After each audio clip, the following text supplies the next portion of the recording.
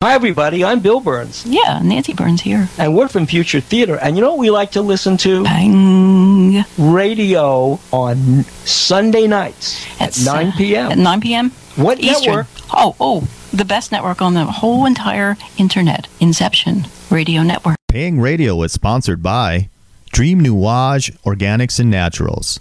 Made from organically certified products, Dream Nuage brings you nothing but the best for your body made by nature. Check them out.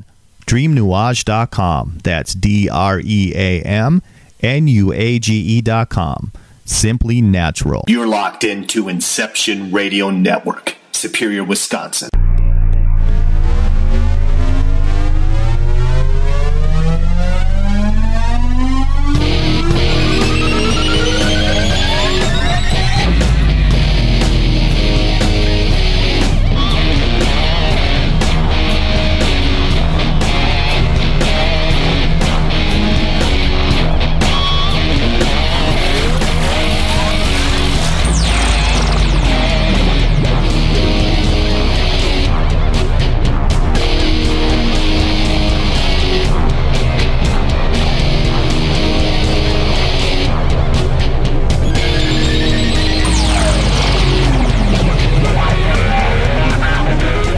Get ready to pang your head. Your radio host for Pang Radio, Mike Lucas.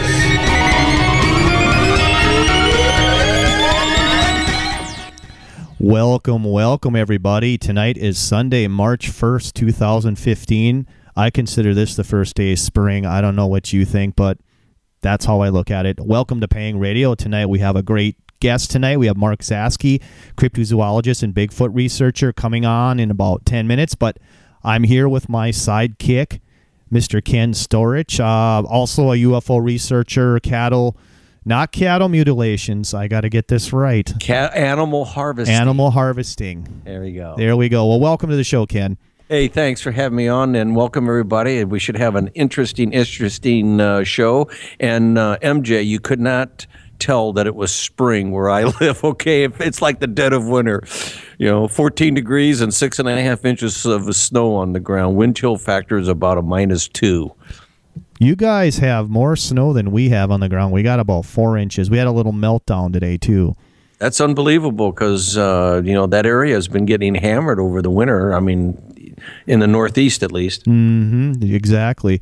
I'd like to do pause a little silence here. We lost Leonard Nimoy this week, like a few days ago. Very, I grew up watching Star Trek, but kind of a big loss in my heart. We even watched an episode in his honor the other night. It was the awakening of Khan during the episode. Oh yeah, I forgot it was called the seed, the planted seed, but they woke up Khan from the ship, and as all the Trekkies know later on, the Wrath of Khan was a movie in the 80s, and one of my favorite shows of Star Trek was The Trouble with Tribbles. Oh yeah. I love that show, man. I mean, the Klingons, man, they got hammered bad with the Tribbles.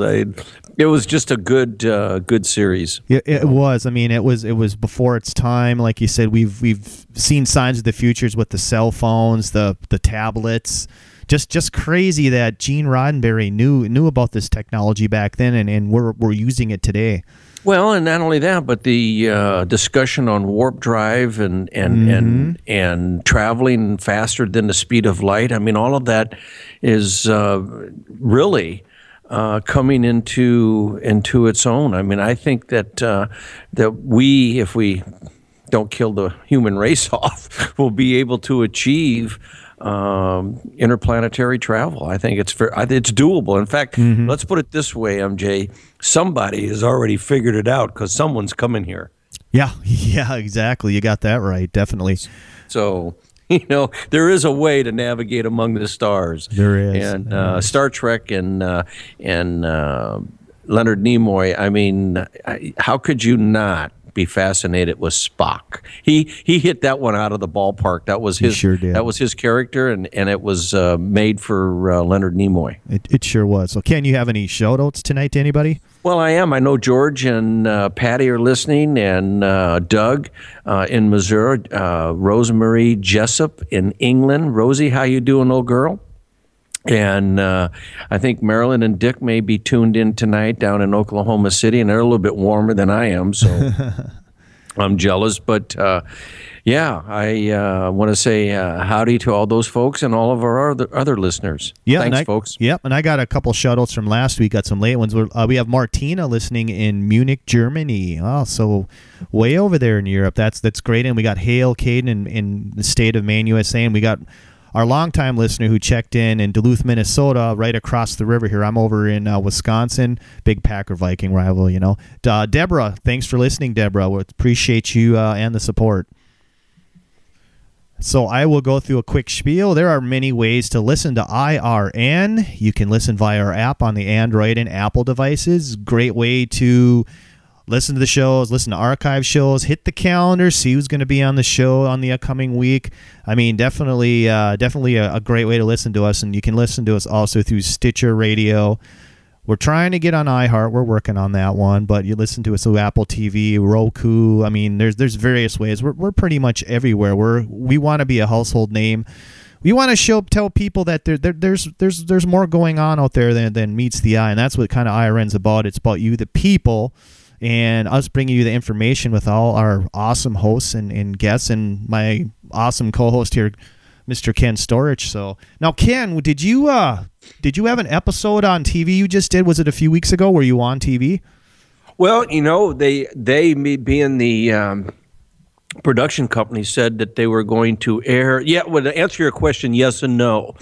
I did do a year ago. I did a spot with a show. I think they were calling it True Supernatural or True something. I don't remember exactly, but it had to do with the Betty Cash. Oh yeah, Landrum. Yeah. Incident, and then what occurred up there in Narrows Creek in western Pennsylvania when I had the encounter of that creature. And so they did a show on that. It was supposed to air the 21st and the 28th of February, but on the Destination Channel, I think it was, and it turned out that it was on that particular night, instead of having that show, they had the 10 best Disney spots or something. I'm not sure exactly, but it didn't appear. Let's put it that way. Okay, yeah, but it'll be coming. That's pretty good. That's pretty cool, though. I mean, that's your encounter. You know, probably we can talk to that about Mark. He's had his own encounters tonight. Our guest is Mark Zaskey. He is I'm looking forward to that. Yeah, Bigfoot researcher, Ken. I've had him on before, probably about a year and a half ago, but very interesting fellow. He really digs into the research, and you know, he's battling a lot of negative entities out there with this research. You know, with everybody, you know, with truth seekers, people boots to the ground. There's a lot of negative entities out there trying to stop what you're doing and even what this network's about. Well, and I think that there is and this is strictly my opinion, but I think there is a certain element within the societal makeup of this planet that does not want the facts and the truth to be out there for whatever reason. That, you know, either because of power, because of control, I don't know, but it seems like an awful lot of roadblocks are intentionally thrown up when you ask specific questions concerning this topic. You know, you run into a lot of roadblocks. You do, and then, I mean, took a little drive down to Bloomington, Minnesota for a conference, and looking up in the skies, Cannon, all you see is the chemtrail clouds back and forth. I mean, there's something else that we're not told about. It just, I mean, basically clear day, but you can see the lines just zigzagging like a checkerboard. I have, on many occasions, sat and watched, not only here in northeast Oklahoma, but even out in a desert environment like the San Luis Valley. And you can't get the atmosphere any clearer. There's no humidity in the San Luis Valley. You're looking at probably 15% humidity.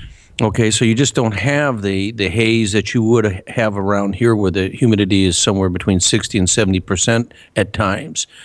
And I've seen planes fly over in the San Luis Valley of Colorado on a clear, crystal blue day, and an hour and 20 minutes later, there's this haze all over and you see this checkerboard pattern that appears. Yes.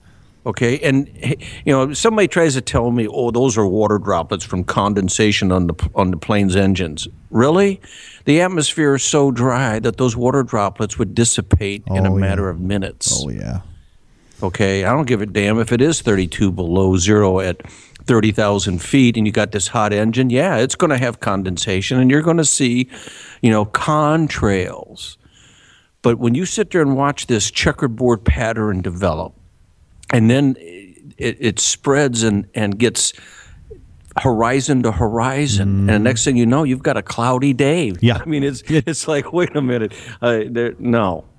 Right. Contrails don't do that. Definitely. Okay, I'm going to throw out one more shout out to our sponsor. Check out our these awesome organic products. It's dreamnuage.com. That's DREAMNUAGE.com. For you chatters, check out that link. There it is. Let's get Mark on the line here. This will take me a second. Let's see. This is going to be a good show. What we'll do is I'm going to have Mark tell people about himself and how he got into the research here. Let me get him. There he is. So we'll be calling Mark via his phone tonight. And as usual, this is live and this is raw. So we're calling Mark, and hopefully I embedded that phone number right in Skype there, Ken. I've done that before. I called a stranger. Well, as long as it's not a 900 number, I think we'll be okay. Yeah. Hello, Mark Zaskey. This is MJ and Ken Storich. Are you with us? I am with you guys. How are you? I'm doing very good, Mark. It's been quite a while since I had you on. Yeah, it's been, a year and a half? About a year and a half or so. So you've probably been busy. Could you fill our listeners in on your background a little bit and tell our listeners what you do? Absolutely. I've been in Crypto-Zoology, an active cryptozoologist looking into unverified species for about 15 to 16 years almost now. And about 10 of that has been primarily focused on the unknown species of human-type primate that everybody calls Bigfoot. Really, it depends on where you're at, but there's a bunch of names for it. But the bottom line is that's been my primary focus for about 10 years now. Very, very cool. Now, what got you interested in this, Mark? It had to be a story behind this. Yeah, just growing up down here in Florida. I mean, I'm from Youngstown, Ohio, and we used to go to PA a lot, just across the border. Youngstown's in northeastern Ohio, about 60, 70 miles from Pittsburgh. But growing up there, you would hear stories. My whole family all hunted, and people who would hunt regularly that were friends of the family would come back with stories from PA up in the mountains. And but we moved to Florida in the late 70s, and that's when it really became a part of my life, because the culture down here was a rural country culture. It wasn't very developed here in Palm Beach County yet, so there was a lot of swamp, and we still had been developing. They actually started to develop Florida from the coastlines inward. And so those areas, when you got 10 miles from the coast in Palm Beach County back in 79, 80, 81, you were in the forest, in the jungle, in the swamp. I mean, it's subtropical down here. It's tropical. Mm-hmm. So, and with it being undeveloped, or slowly being developed, you would have your ranches and your larger pieces of undeveloped swatches of land, and humans started to move into these areas and expand from the coastline west, and we were encroaching on their territory. That's the bottom line. The reports were coming from the days that I moved to Florida. The very first week that I moved here, when I was, I think, 11, I started to hear reports. Horses being mauled, police officers, chasing them around their properties. It was a big deal down here. It's always been a big deal here. I had a close friend at 15 that he and his mother actually had one chase them, out of the area that they were in. Mm-hmm. So it's always been a part of my life down here. Like I said, I grew up in Palm Beach County in a country setting in the early days, and it just took off from there. you know. That's awesome. I mean, Florida's very famous for the so-called skunk apes, so that's probably something you've researched. But you've done a little research around the world too. Am I correct, Mark? Yeah, I mean, I've traveled. You know, my family, basically, my brother is a professional marlin captain, fishing captain, and he's traveled all over planet Earth. I mean, he's fished every ocean you can fish, and he's been to several different countries and continents. I pretty much stayed at home. I did a lot of traveling, you know, back and forth to the Bahamas and so on. But as far as my cryptid research, it's been mostly interviews. I have interviewed people on several different continents, including England and Great Britain. And, you know, I can tell you you know, this is something that's not unique to North America. People have the exact same eyewitnesses from every single place that I've ever interviewed. South America, Australia, Great Britain, and a couple of places in Europe all have the exact same traumatic response to what they've experienced. And it's very similar to what I would say is very similar to someone who's had a UFO sighting, but something very significant. It's a little more significant because I think with the Bigfoot thing, because most like UFO sightings, they tend to be from a greater distance. But with the Bigfoot thing, if you're seeing it, it's within an eye shot, you know. And I've interviewed a lot of people who actually have, you know, been within feet of one of these guys. And now at this point, actually, since the last time I was on your show, now I have become an eyewitness and have experienced the exact same psychological trauma of having something like this happen. And, you know, so, I mean, the bottom line is, you know, my experiences with interviewing eyewitnesses and, you know, talking to them in depth about, you know, how they feel about it. It's one thing to take the encounter, you know, the entire encounter down and what they saw. But a lot of what really goes on with eyewitnesses hasn't really been covered, and there's a lot of psychological trauma involved with this, because the bottom line is the way the subject has been presented to the people of, you know, the United States, really the people of the world, but I focus, you know, primarily on the U.S. The way it's been presented to us, you know, really, it's not the way it actually is in reality. The way it is in reality is much more traumatic. Having experienced it myself, I now understand. You know, from watching the shows and the programming, the cultural, you know, programming, the mass programming that, you know, the messages that go into this, we perceive the subject very differently than it actually really is. You know, the sensationalism that goes along with it is one aspect of it, but there's an element of twisting the facts of what eyewitnesses are clearly describing that's, you know, viewable in the programming.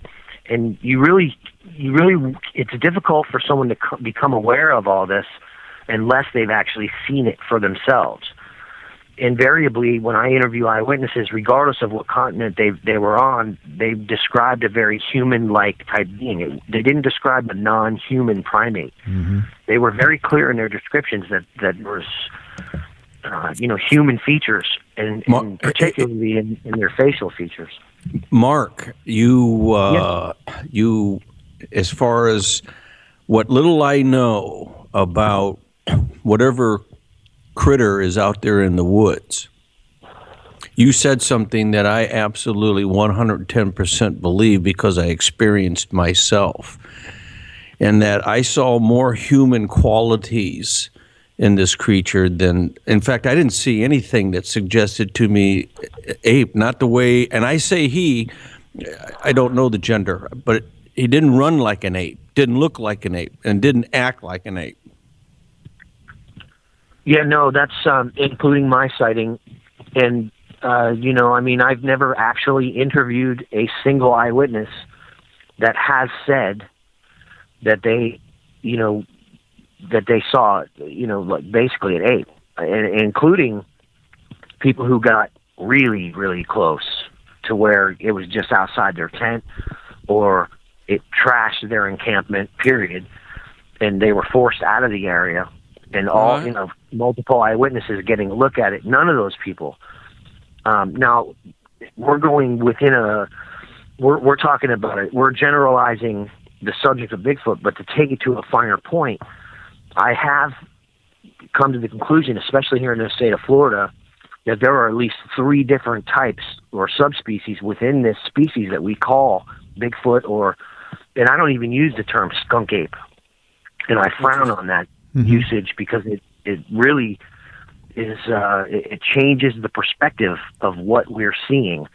And so, and here's the thing. When I had been on your show the last time, I was in the middle of an investigation into semiotics and programming, and how I had suspected there were some things going on within the mass cultural programming that we all view on this particular subject, the Bigfoot subject. And what I found and what I had uncovered through my investigation was that there is a very real campaign of dehumanization going on about this subject, within the programming that we view, and particularly any of the programming that you can view within or on the subject, that mainstream science participation is in that programming.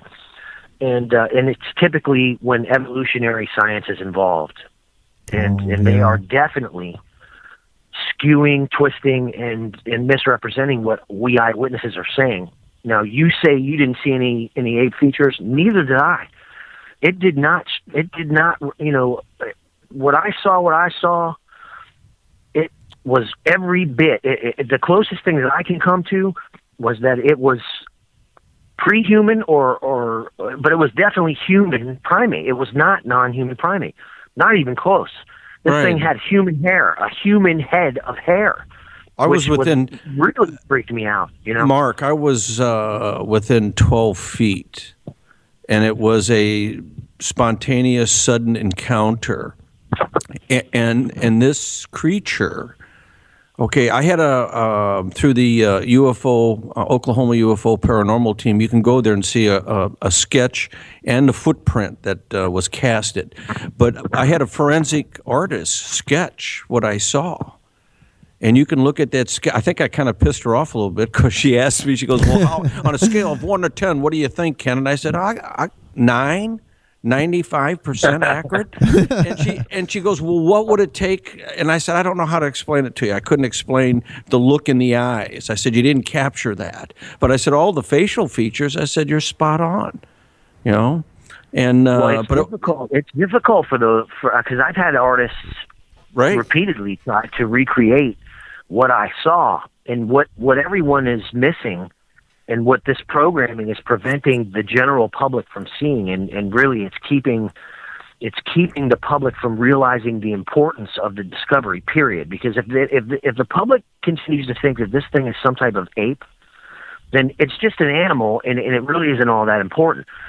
But if the public understands what we're seeing, which in the representations that I've gotten from eyewitnesses and my own, and what you're clearly describing, is intelligence. That's what the artist has trouble capturing, is that I'm feeling the intelligence, the human intelligence, the smarts.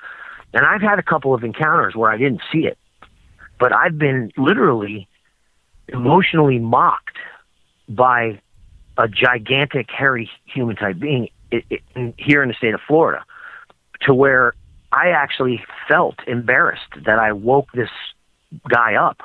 I mean, I couldn't even believe it. Like I was feeling like it was almost as if, somebody was passed out and I woke them up and they turned around and got slick with me. You know what I mean? Like I felt yeah. Hey, Mark, and I by no means have anywhere near the knowledge and expertise that you, I'm lucky I can spell Bigfoot, okay? I just don't have the knowledge. But what you have said about intelligence, and I got asked this here about 2 weeks ago. I was telling somebody what happened to me, and they said, well, Ken, if this creature really exists, how come we don't find any bodies of it? And my reply is, well, I'm a hunter. I hunt deer and elk, and not very often, in fact, it's a rarity that you come across the carcass of a dead animal in the woods. Okay, they just don't last very long. But my other point is that if we're right, and I think we are, you're dealing with intelligence. They may bury their dead, okay? I mean, we do. Yeah. Well, I think that you know, for us to have conversations about that is one thing.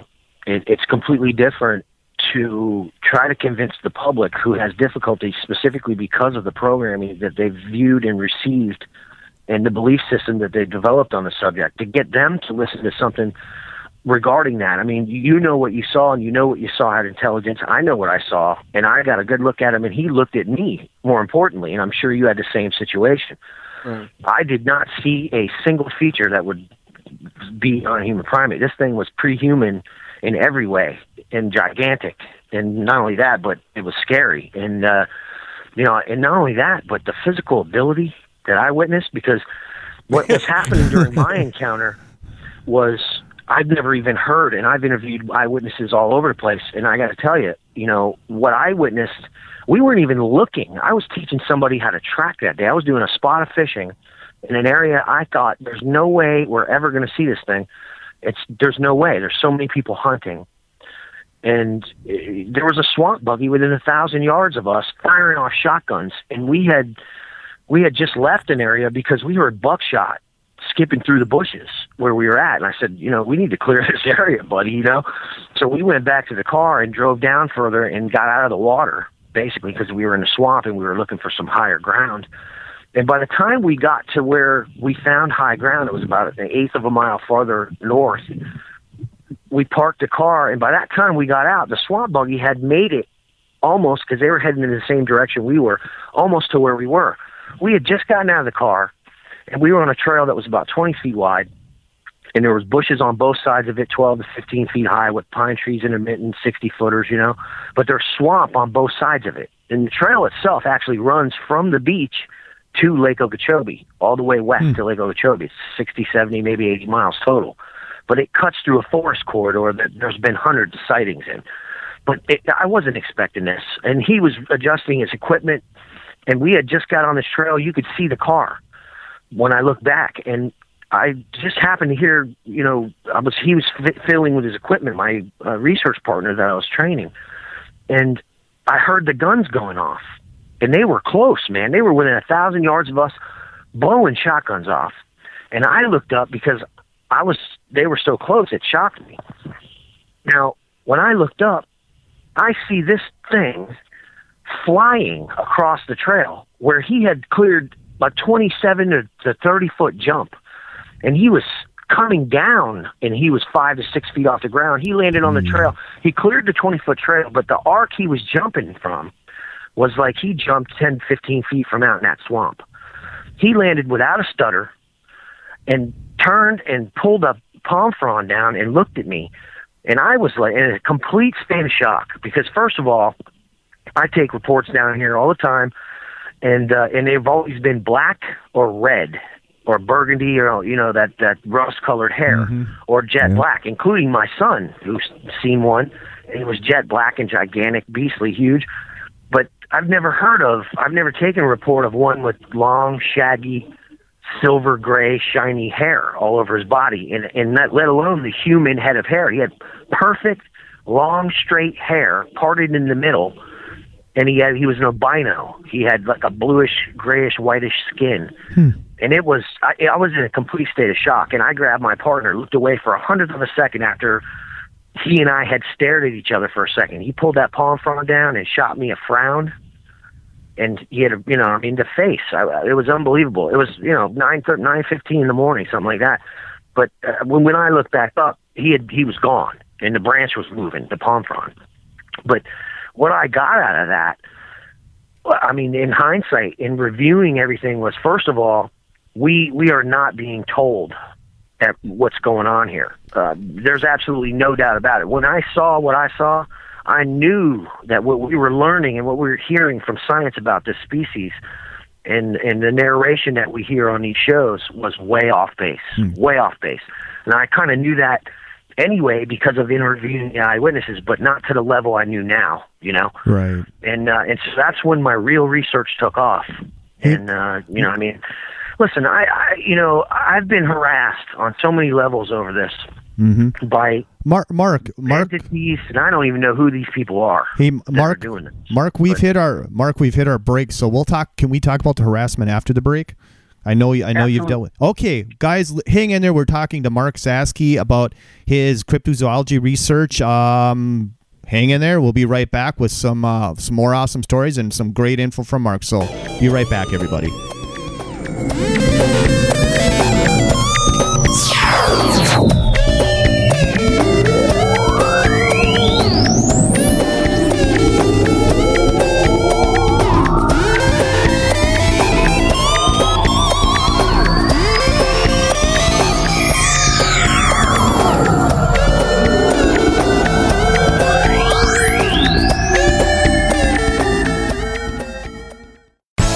Hello, Inception Radio Network listeners. This is Amanda. Remember, you can take your Inception Radio shows on the go. Just download the Inception Radio Network app for your iPhone, iPad, or Android smartphones and access live shows, past shows, guest lineups, and much more. Just visit the iTunes Store or the Google Play Marketplace and download it today for free. Hello, everyone. Lorian Fenton here, host of the California MUFON radio show, asking if you'd like special access to exclusive and amazing information about UFOs, the paranormal, and all things unexplained. If you're nodding yes, then join IRN's Insider Club. As an Insider Club member, you'll get an all-access pass to premier Inception Radio Network content for only $4.99 a month. This includes live UFO and paranormal conferences, live streaming UFO skywatches, exclusive IRN radio and TV productions, and of course, paying radio with MJ and Ken Storch. So don't wait any longer. Visit InceptionRadioNetwork.com and click on Member Login to join IRN's Insider Club and get your VIP access today. Howdy, this is Joe Mars. I'm inviting you to tune in to Epic Voyages, 8 p.m. Central, 9 p.m. Eastern, Monday nights, right here on Inception Radio Network. To find out more about Epic and how you can become a member, visit epicvoyagers.com. That's EPICVOYAGERS.com.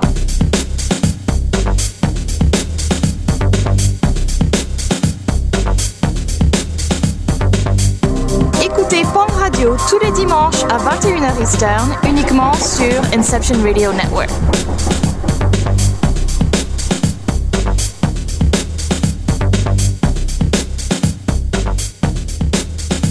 Paying Radio is sponsored by Dream Nuage Organics and Naturals. Made from organically certified products, Dream Nuage brings you nothing but the best for your body made by nature. Check them out. DreamNuage.com. That's DreamNuage.com. Simply natural. You're locked into Inception Radio Network, Superior, Wisconsin. Welcome back, everybody, to Paying Radio. Tonight we have on cryptozoologist and Bigfoot researcher Mark Zaskey. Mark, it's his second bout on Paying Radio, but Mark, he's had a lot of things happen since our last show, so we were talking a little bit on break, Ken and I and Mark, about the movements of this creature. So, Mark, what did you compare the movements of this creature to? Well, I look at it's interesting because I was in a state of shock for a while. I was in a state of shock, period. And I started to think about all the things that I'd heard over the years, but I had never heard about anything like this, as far as even from hunters that had seen them, move. I've heard, that they move with, effortlessly, but what I saw was completely different.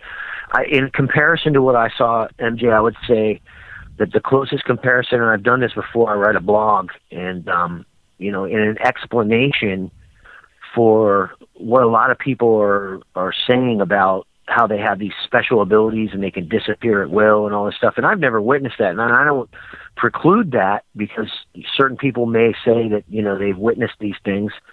I would never question someone else's experience, but I never have witnessed that. What I witnessed is a perfect explanation for why we find single anomalous tracks. And I continue to find those single anomalous tracks where you're walking along and you're in a heavy substrate that is very dense, and you don't leave a track. I weigh over 200 pounds, and I'm not a small guy, and my boot will not leave a track. Where I'll find a track that's a half-inch deep and 60 inches long, and I try to, at first, before I had my encounter, I didn't understand what was going on, so I had a tendency to start questioning whether or not, this guy fell out of the sky, landed here, and then just disappeared, because there's one track and there's no other track. But now I understand, because of what I saw, that their physical morphology, the build that they have, gives them the ability to do what I did witness. I mean, there's no way that I would have ever came to this conclusion about this without having seen it, because I would not have believed it. But I compare what I saw to an NFL football player, and I know that we just had a brief discussion about this, at the break. But I always tell people, listen, how Barry Sanders was a small guy. He was really, really heavily built, but he could do things that, had never been done by a back in the NFL. He could run at the line, quarterback could hand him the football, and he could accelerate before he even got that football. But once he got the football, he could accelerate to 15 miles an hour before he even got to the line, and then plant his right foot and bound off of his right foot to the left edge 9 or 10 feet away, and hit with his left foot, and then peel off 15, 20 yards from the end. Oh, yeah. And he's a little guy, but the morphology that I witnessed correlates to that type of ability. This guy was 7.5 feet tall at least, and he was built like a Greek god, man. And, what I witnessed goes with that. When people talk about how, it's difficult to comprehend that happens, and really my perspective immediately went to a science fiction movie. This thing moved like something you would see in animation, a science fiction monster. Now, I hate to use that comparison, because it was absolutely of the human type of being, but the movements were so superhuman, and it definitely correlates to the musculature, which obviously is a direct development of the bones themselves. So I look at this being as being exactly what it's built to be, and I can tell you that what I saw. I mean, I always somebody said, "Well, were you scared?" And I thought, absolutely. And this thing could have been on me and my hiking partner in 4 seconds from 70 yards away. Yes. And I have no doubt about that. And it probably could have pulled my arms off and beat him to death with my arms. Like, I have no doubt about that. And, I'm in this research area constantly. And to this day, I was out there today. Florida sun was up. It's 10 miles from my house. And, I found a bunch of tracks out there today. We've been finding tracks consistently. They're all the same size, and it's him. It's him. I actually interviewed a guy that I work with who I had no idea goes into this area to fish. And he flat out told me, listen, we started talking about fishing out there, which is the original reason why I went into this area. And he says, oh, yeah, I fish out there all the time.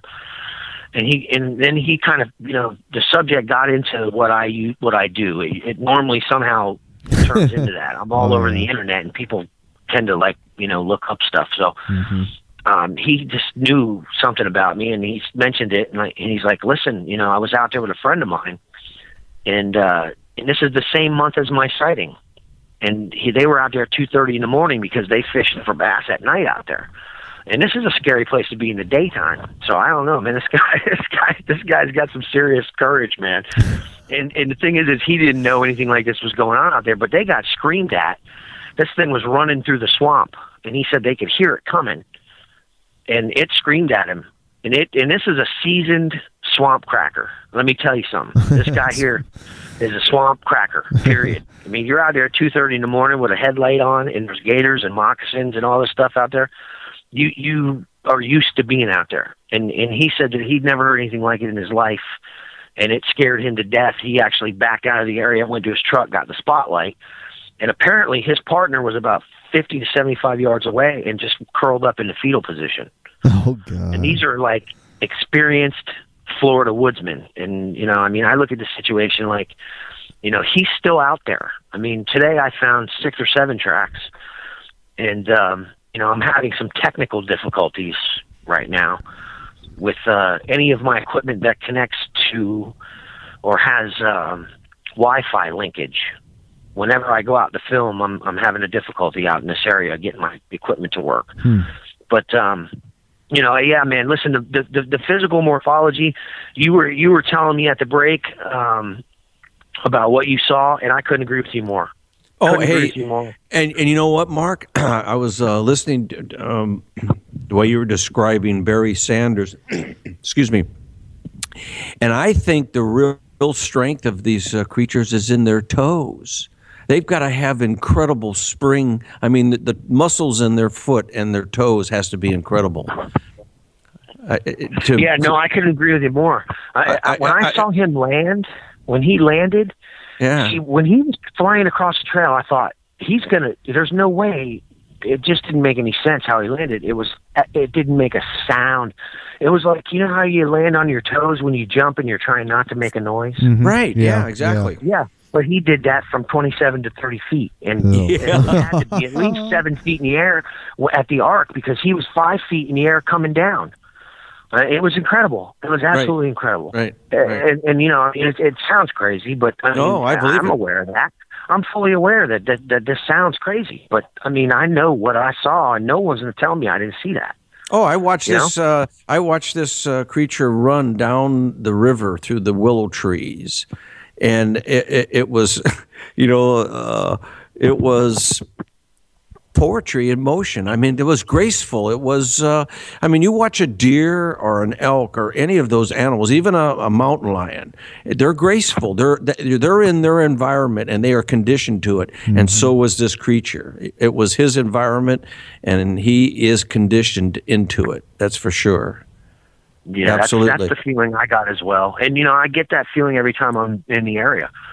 You know, I mean, I find signs of passing almost every time I'm there. And now I'm finding in those signs, you know, I take time to carefully consider where I find the tracks. Well, and you know, I'm finding intelligence in those tracks because, you know, I'm finding in the locations where there's turns in the trail, and the tracks will be on the outside of the trail so that he can clear a corner before he goes around it. Because this place is heavily used by humans. Heavily used. At any given time when you're out there, even at night, there's 10 to 15 people in this area, and in the daytime there can be up to 35 or 40 people hunting and shooting and doing all kinds of stuff. And he's just right there in the middle of it, and I can see his tracks. We were out there last weekend, and we went to go shoot a recreation of what happened for a little brief documentary for a website that I'm building, and you know, I've you know, found this track.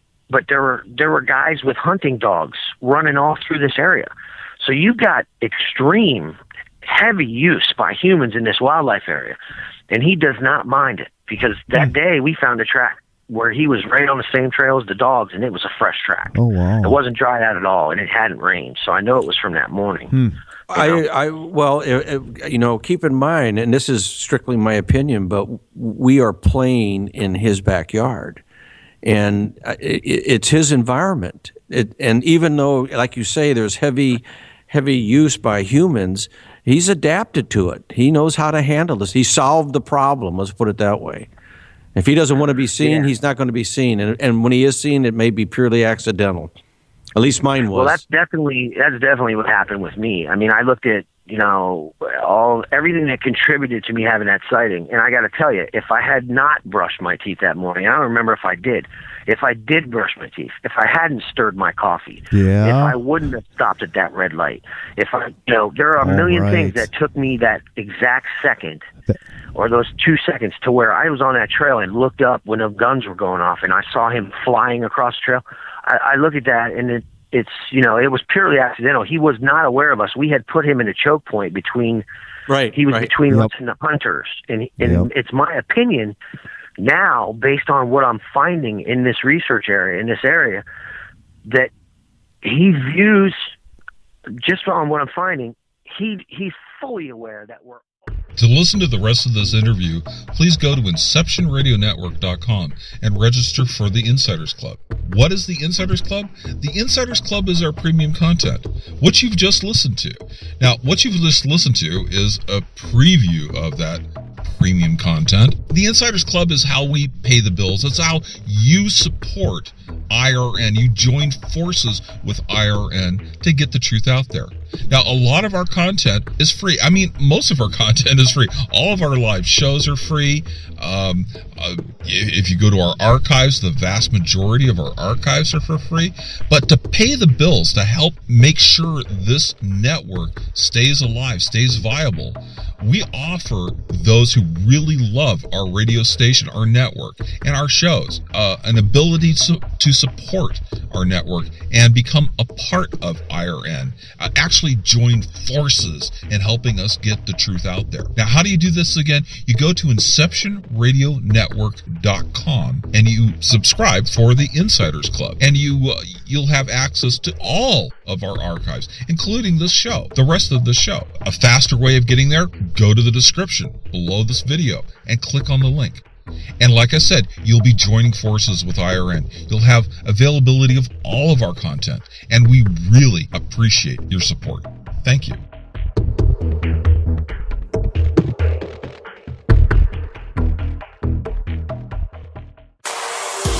Hello, everyone. Lorian Fenton here, host of the California MUFON radio show, asking if you'd like special access to exclusive and amazing information about UFOs, the paranormal, and all things unexplained. If you're nodding yes, then join IRN's Insider Club. As an Insider Club member, you'll get an all-access pass to premier Inception Radio Network content for only $4.99 a month. This includes live UFO and paranormal conferences, live streaming UFO skywatches, exclusive IRN radio and TV productions, and of course, paying radio with MJ and Ken Storch. So don't wait any longer. Visit InceptionRadioNetwork.com and click on Member Login to join IRN's Insider Club and get your VIP access today. To listen to the rest of this interview, please go to InceptionRadioNetwork.com and register for the Insiders Club. What is the Insiders Club? The Insiders Club is our premium content, what you've just listened to. Now, what you've just listened to is a preview of that premium content. The Insiders Club is how we pay the bills. It's how you support IRN. You join forces with IRN to get the truth out there. Now, a lot of our content is free. I mean, most of our content is free. All of our live shows are free. If you go to our archives, the vast majority of our archives are for free. But to pay the bills, to help make sure this network stays alive, stays viable, we offer those who really love our radio station, our network, and our shows an ability to support our network and become a part of IRN. Actually join forces in helping us get the truth out there. Now, how do you do this again? You go to InceptionRadioNetwork.com and you subscribe for the Insiders Club, and you'll have access to all of our archives, including this show, the rest of the show. A faster way of getting there, go to the description below this video and click on the link. And like I said, you'll be joining forces with IRN. You'll have availability of all of our content, and we really appreciate your support. Thank you.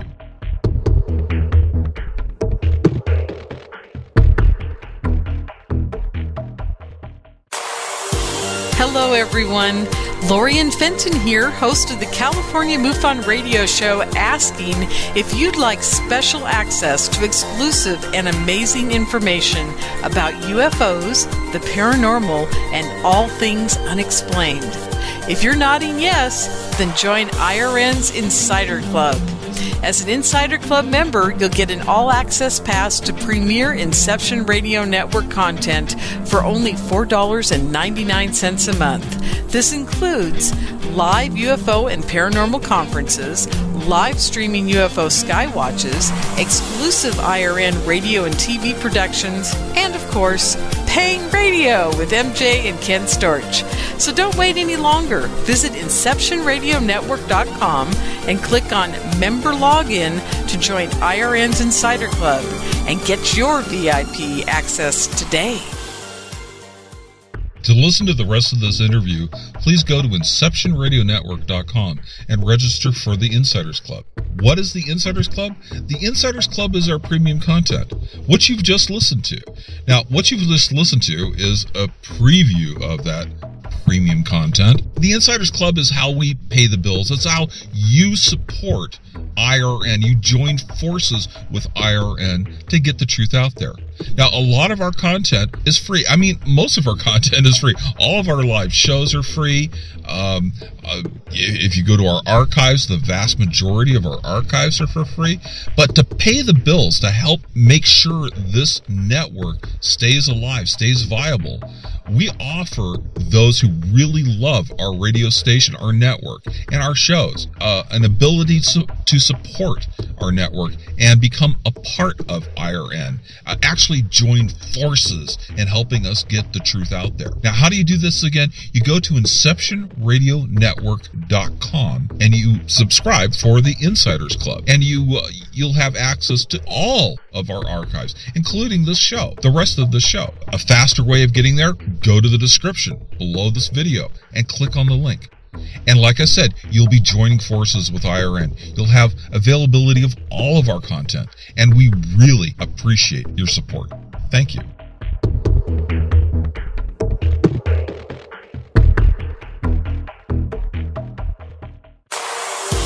Hello, everyone. Lorian Fenton here, host of the California MUFON radio show, asking if you'd like special access to exclusive and amazing information about UFOs, the paranormal, and all things unexplained. If you're nodding yes, then join IRN's Insider Club. As an Insider Club member, you'll get an all-access pass to premier Inception Radio Network content for only $4.99 a month.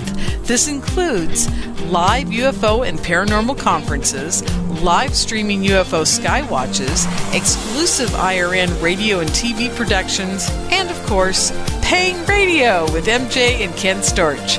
So don't wait any longer. Visit InceptionRadioNetwork.com and click on Member Login to join IRN's Insider Club and get your VIP access today.